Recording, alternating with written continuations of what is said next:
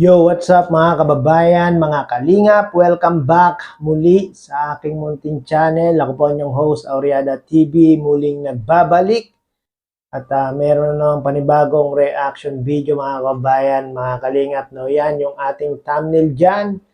Part 53, Jomcar Update ni Kalingap Rab. At Jomcar, mawawala na daw mga kababayan, mga kalingap, no? Yan yung ating re-reactionan maya-maya po ng konti, pero bago po ang lahat, nais ko po muna kayong batiin isang mapagpalang araw ng Lunes po sa ating lahat. Nawa ay nasa mga mabubuti po tayo mga kalagayan habang pinapanood ang video na ito, especially yung ating mga kababayan, mga OFW at mga senior citizen na talaga namang walang sawang pagsuporta sa team Kalingap, no? Lalong-lalo na kay Kuya Bal at kay Kalingap Rab. Speaking of Kuya Bal at Kalingap Rab, sa mga hindi pa po nakaka-subscribe sa kanilang mga channel, paki-subscribe nyo na po para lagi po kayong updated sa kanilang mga ginagawang mga pagtulong sa ating mga kababayan, no? At isama nyo na rin po si Ate Edna Vlogs at si Kalingap Jomar Vlog. Paki-subscribe nyo na rin mga kababayan, mga Kalingap. At syempre ang inyong lingkod, baka naman sa mga hindi pa nakasubscribe, paki-subscribe po para lagi po kayong updated sa mga ginagawa kong ganitong mga reaction video patungkol nga po sa Team Kalingap. At ako po ay makikisuyo na rin, baka naman pwedeng paki-like po itong ating video para mas marami pang makapanood na ating mga kababayan, especially sa community ng Team Kalingap. So yun, Part 53, update ni Kalingap Rab sa Jomcar. Panoorin natin to mga kababayan, mga Kalingap. Protect Jomcar. Bakit naman po protect Jomcar? Wala naman pong problema sa Jomcar mga Kalingap. Ano bang problema? Yan, no? Sa Jomcar po, walang problema mga kababayan, mga Kalingap, no? Pero yung mga gumagawa ng issue, problema ngayon mga kababayan, mga Kalingap, marami na namang umaatake sa Team Jomcar. Gaya na lang po kaninang umaga sa Facebook, meron na namang panibagong issue kay Papa Joms, no? Kaya yung mga solid supporters dyan, huwag po tayong magpapaniwala sa mga gawa-gawang issue sa Jomcar, no? Dahil talagang gusto nilang pabagsakin mga kababayan, mga Kalingap, no? So tayong mga solid supporters ng Team Jomcar ay protektahan po natin si Jomar at si Carla sa mga naninira sa kanilang love team, no? Ano? Ang problema lang nung nakaraan, hindi si Carla nakated nung ALM ball. Pero okay naman sa akin kasi nagpaalam naman siya sa akin, nagsabi siya sa akin. So hindi naman po yung big deal, mga Kalingap. No big deal. Ako kasi pag yan, mga kababayan, mga Kalingap, no, hindi big deal kay Kalingap Rab kung hindi man nakasama si Carla sa ALM Ball. Pero sa mga ibang viewers, sa ibang mga basher, ay talagang pinapalaki nila. Talagang ginagawa nilang big deal ito, mga kababayan, mga Kalingap, no, para atakihin si Carla ng pambabash, no? At meron nga pong mga ilan-ilan na nag-message pa kay Carla, mga kababayan, mga Kalingap, talagang ginawang big deal nila ito. Pero kay Kalingap Rab, no big deal po yan, no? lipid, pag nagsabing, once na magsabi ka na hindi ako available, hindi na ako namimilit. Okay, ganun lang po. Okay, sige. Di ako yung tao na pipilitin ko isang tao na gawin yung parang ayoko kasi nung napipilitan. Kaya Ito yan mga kababayan, mga Kalingap, no? Ayaw talaga ni Kalingap Rab, no, yung kanyang mga beneficiary ay napipilitan lang, no. Once na nagsabi kay Kalingap na hindi makakapunta, hindi makakasama, hindi makakapag-vlog, naiintindihan po yan ni Kalingap Rab, no. At ayaw niya yung unang ayaw niya mga kababayan, mga Kalingap, yung talagang napipilitan ang isang beneficiary. Yan si Kalingap Rab, mga kababayan, mga Kalingap. Kailangan yung bukal sa loob yung ginagawa at hindi napipilitan lang, no? pag hindi gusto or pag may dahilan siya or may something na nangyari, talagang lang ako. ano yan, nirespeto ko mga desisyon kahit beneficiaries pa yan. Hindi ako, hindi pwede, kailangan mong pumunta kasi minsan lang ito. Hindi po ako ganung tao po. Pag hindi po pwede, walang problema sa akin. So, wala pong problema kung hindi pwede si Carla, nung nakaraan. Yan ha, walang malinaw yan ha. Loud and clear na walang problema kay Kalinga Prab. No? Ang nagkakaroon lang naman ng mga problema yung mga iilang mga basher, no? Talagang ginagawa nilang problema yung hindi naman dapat talaga pinoproblema. Doon nabigla din nga ako kasi nung araw na mismo siya nagsabi, no? Nagpunta dito sila Joy, tapos nagtawag sa akin si Jack na wala si Carla. Eh, sabi nga sa akin ni Jack ay kausapin ko daw si Carla kasi sayang nga, bihira lang mangyari. And yun, ako, inintay ko na lang si Carla magsabi sa akin. At yun, si Carla naman yung una nagsabi sa akin. Kasi Sayang nga yun, no, mga kababayan, mga kalingap, no? Pero siyempre, i-consider pa rin natin yung sitwasyon, yung kalagayan, siyempre yung nararamdaman ni Carla at yun naman yung talagang nauunawaan, naiintindihan ni Kalinga Prab, no? mas maganda pa rin yung gano'n na ikaw mismo yung unang magpapaalam kaysa yung malalaman mo pa sa iba. So si Carla naman po mismo yung nagsabi sa akin na di nga siya makakatid kasi masama yung kanyang pakiramdam. So yun po. Walang ano doon, walang problema doon, no big deal. Wag po tayong gumawa ng issue, wag nating pag-isipan ng anuman. Di natin di natin pwedeng kontrolin or di natin pwedeng pangunahan si Carla. Kung ayaw niyang umattend kahit pa wala siyang dahilan, okay lang yun. Di natin siya pwede. Yan mga kababayan, mga kalingap, no? Mga solid supporters ng Team Jomcar at ni Carla, no? Kahit si Kalinga Prab ultimo, ayaw niyang pangunahan si Carla kung ano yung mga dapat gawin ni Carla, mga kababayan, mga kalingap. No? Sana sa inyo ring mga sponsors, supporters, viewers, mga subscribers, wag niyo pong pangunahan si Carla. No? Antayin natin kung ano yung desisyon ni Carla. No? Wag natin gawin silang mga yung iba sinasabi nga 'no, wag daw gawing robot si Jomar at si Carla. Kung ano na lang daw yung iutos, yun na lang daw yung gagawin. Wag po tayong gano'n mga kababayan, mga kalingap. Meron po silang mga sari-sariling desisyon 'no. Ultimo si Kalingap Prab ayaw niyang pangunahan itong si Carla o yung iba pang mga beneficiary. No explanation needed po. No, even kay Carla, di naman kailangan nilang mag-explain pa. Di nila kailangan sumagot sa mga paratang. Pag no, no na, di ba?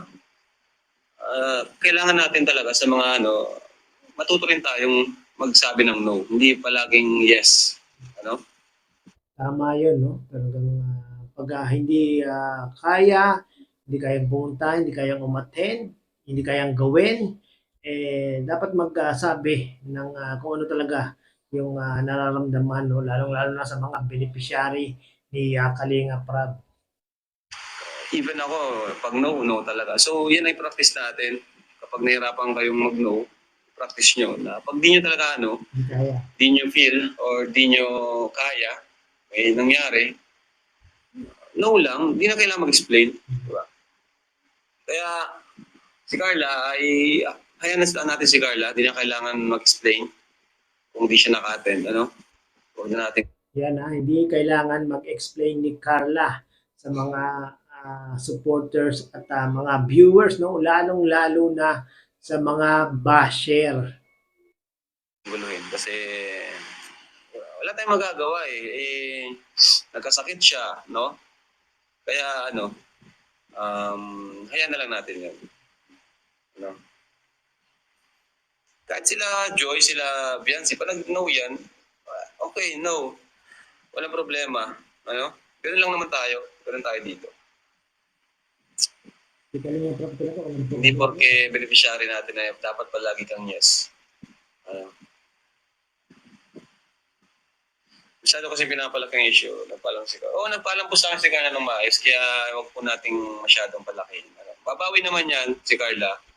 Yan, yung mga basher, ayan, talagang kahit hindi malaki, pilit na pinapalaki para usapan, no?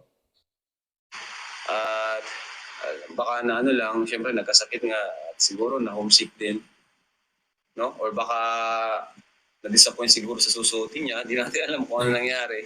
Pero ang pinakarason niya talaga is nagkasakit. No? Kaya kung ano man ang nangyari is respetuhin natin yun. Ano? Tama, respetuhin natin, igalang natin itong si Carla, no? At totoo naman yung sinasabi ni Carla na siya po ay nagkasakit, mga kabayan, mga kalingap, no? Yun nga yung sinabi ni Nanay Cynthia sa kanyang post na si Carla nga daw po ay umuwi na umiiyak dahil nga po yun may mga mangilan-ngilang basher na may message sa kanya, no, dahil nga po hindi naka-attend ng ALM ball at si Carla nga daw po ay masama ang pakiramdam. Mahirap naman yung mga kababayan, mga kalingap. Kung masama ang pakiramdam mo, bakit mo go-go? Baka mamaya, doon pa magkaroon ng mas malaking problema, di ba? Siyempre, kalusugan muna ang iniisip ni Carla, no? Wala na ang Jomcar. Sino nagsabing walang Jomcar? Mawala lang ang Jomcar kapag si Carla mismo ang umayaw o si Jomar umayaw. Pero ngayon wala naman pong umaayaw eh. Yan mga kabayan, mga kalingap, no? Sa live ni Kalingap Rab, merong nag-comment na mawawala na nga daw po ang Jomcar. At ayan nga po ay pinabulaanan ni Kalingap Rab, no, na ang Jomcar ay hindi po mawawala dahil hindi pa nga po walang umaayaw, no, kahit si Jomar, si Carla ay hindi po umaayaw, mga kababayan, mga kalingap. Kaya ang Jomcar ay nananatili na nandyan at mapapanood pa natin sa YouTube channel ni Kalingap Rab. Hindi po mawawala, no, sa mga basher dyan. Good luck sa inyo. Kaya tuloy-tuloy pa rin po yan. Actually bukas mag-shoot kami. Abangan niyo po mga kalingap. Dahil merong pasabog ang Jomcar bukas.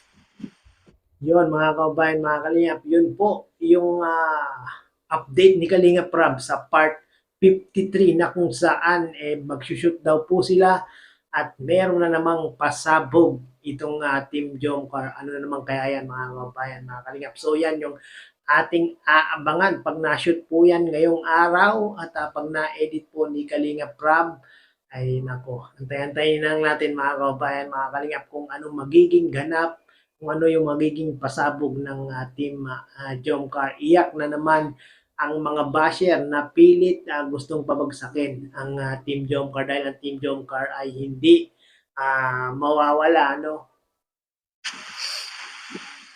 At walang pasok bukas eh. Yes, holiday pa rin.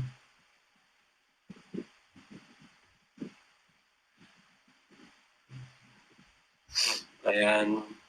And yun nga, palagi ko yung pinapaalala sa mga beneficiaries natin. Ayan natin, ang basher kasi andyan na yan. Hindi na mawawala yan. Lahat kami sa K-Boys may bashers. So, hindi natin kailangan mag-explain. We cannot please everyone.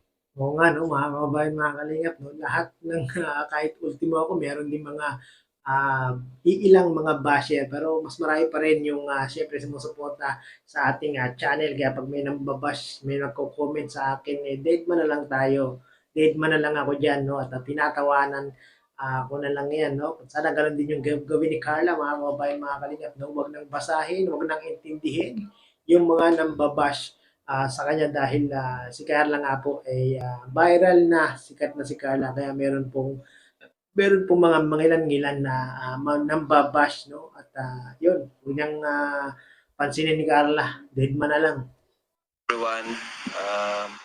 Tanggapin natin na may basher talaga tayo. Ano? Huwag tayong masaktan sa kanila kasi di naman natin sila kilala.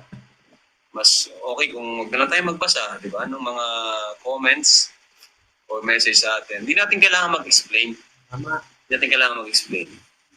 Isipin na lang natin na ginagawa natin to para sa ating sarili, para sa ating mga pangarap. Ano? Sa mga beneficiaries ko yan. Palagi yung tatandaan na ang basher ay nandyan na yan. Kung nabash ka, isipin mo di lang ikaw yung nakaranas ng pambabash. Diba? Maraming taong nabash. Kasi sa social Dapat mapanood dito ng mga beneficiary ni Kalingap Rab, no? Lalong-lalo na yung mga Kalingap Angels na mga sikat na yun, no, huwag nang pansinin itong mga basher, no? Isipin na lang yung mga positive. Huwag na lang isipin yung mga negative na sinasabi ng mga basher. Kasi ilan lang naman yan. Mas marami pa rin yung sumusuporta sa mga beneficiary ni Kalinga Prab, no? Dyan, pag kilala ka talaga, maraming basher. Yun yung kapalit nun. Kaya yun, no? Kapag kilala ka, maraming basher talaga. At yun, mas okay kung wag na lang nating patulan ang mga bashers, wag na lang tayo magsalita. Kasi once na nagsalita tayo, nakapagsabi tayo ng kung ano, hindi na natin mababawi yun. At doon pa lalaki yung issue. Diyan sila kukuha ng itatopic sa content nila, mga reactors, yung iba hindi reactor, hindi kalingap reactors. Gagawa nila ng kwento yun. So, mas lalong lalaki, di ba? So, mas okay na tumahimik na lang tayo. No? Yes, dapat talaga tumahimik na lang, wag na lang magsalita kasi kung magsasalita pa sila, baka may masabi sila na hindi maganda. So yun na naman yung ibabato sa kanila ng mga nambabash, no? Si basher, andyan na po yan. Wala, di rin mawawala yan. Kasi nasa social media, kilala pa. Ano? Ayan.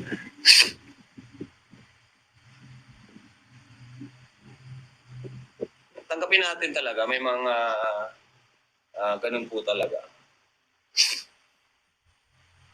Hindi na talaga mawawala yung mga basher, no? Kuya Rab, no?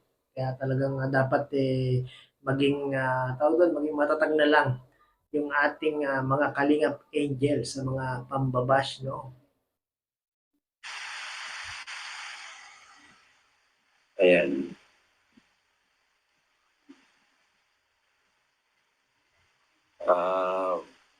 Ano ba yung kay Kuya Bobby? Sa tingin ko, napanood ko naman yung ni Kuya Bobby. Wala naman siyang nasabi doon or di naman niya binash si Carla. Parang Kuya Bobby na si Kuya Bobby na naman ang mga kino-comment ng mga viewers. So, wala naman pong masamang sinabi si Kuya Bobby dito kay Carla, no? At never niya pong gagawin yun, mga kababayan, mga kalingap, no? Napagsalitaan ng di maganda si Carla dahil yun po ang pinaka role namin, mga kababayan, mga kalingap, no? Na huwag magsisiraan, huwag magkasabi ng hindi maganda sa mga basher sa mga basher, sa mga Kalingap Angels ni Kalingap Prab at sa iba pang mga beneficiary. No? Baka ma-kick out kami pag ganon ang ginawa namin, mga kababayan. lang siya, paalala, no? Paalala na huwag tayong mag-direct contact. Or kung mayroon man direct contact, yung minimal lang. Hindi yung parang nangyayari kasi, minsan kasi nagkikita yung masyado ng close sa natin hanggang sa nakakapag Matagal na yan eh. Talagang napaka matitigas lang ang ulo ng ibang mga ah, no, mga sponsor eh. Sabing wag na mag-direct contact sa mga beneficiary pero talagang hindi pa rin talaga mapigil, no? Pwede namang i-direkta na lang muna kay Kalinga Prab. Mas maganda nga yun, mga kababayan, mga Kalingap, no? I-direkta kay Kalinga Prab para naman yung mga sponsor na nagbigay kay Carla, masya-shoutout pa ni Kalinga Prab, di ba? bigay na tayo sa kanila ng advice na kung anong gagawin nila, nakakapag na tayo, parang naghihimasok na tayo sa desisyon nila. Yun yung pangit. Yun ang pangit. Parang na yun parang pinapasok mo na yung pintuan ng pagiging, yun nga sinasabi ni Kuya Bal na wakwak. Kasi dapat kung Yan, kung ayaw niyong mabansagan na wakwak, huwag po kayong magdedirekta sa mga beneficiary ng team Kalingap, no? tayo, halimbawa ay tumutulong sponsors tayo, siguro dapat ang natin is positive tayo, positive thinker tayo na kaya mo yan, magtiwala ka lang, kina Kuya Bal, yung Kalingap. Hindi yung pero wala akong sinasabi na may ganun pero yun yung ko na dapat ay wag nating panghimasukan yung buhay ng mga beneficiaries. 'Di ba? Kasi parang doon na nagsisimula yung pagwakwak yung parang nagdidesisyon na rin tayo para sa kanila na ito ang gawin mo, dapat mag-ano ka, ganito ka, ganyan. Mas mainam kung Yan, no? Tawag doon, yung sinasabi ni Kalinga Prab, no? Sana po ay unawain, itindihin at yun po yung ating gawin, no? Lalong-lalo sa mga sponsor na talaga ng mga dumidirekta dito sa mga beneficiary ni Kalinga Prab. Direkta nyo na lang po kay Kalinga Prab, mga kababayan, mga Kalingap, yung inyong mga gustong ipaabot na blessing sa mga beneficiary, no? Dahil matagal lang rules yan, na huwag na lang dumirekta, no? Pero pilit pa rin na dumidirekta, mga kababayan. Mga kalingap, at makakarating naman po yan ng buo sa mga gusto nyong beneficiary, no? Pag dinirekta niya po kay Kalingap Prab. So yun, mga kababayan, mga kalingap, hanggang dito na lang po ang ating reaction video. Napuputulin na natin hanggang dito. At yung update ni Kalingap Prab sa part 53, ay nako, meron na naman daw pong pasabog ang team Jomcar, at sa mga nagsasabing mawawala na ang team Jomcar, neck nyo, no? Still nandyan pa rin ang team Jomcar, at hindi mawawala. So yun, mga kababayan, mga kalingap, sa mga hindi po nakakapanood ng full video na ito na live ni Kalingap Prab, pakipanood nyo po sa kanyang YouTube channel, at marami pa pong update si Kalingap Prab sa kanyang mga beneficiary, sa kanyang mga angels, lalong-lalo na po sa team Jomcar. So yun, mga kababayan, mga kalingap, hanggang sa muli, kita-kits muli sa next video. Bye-bye!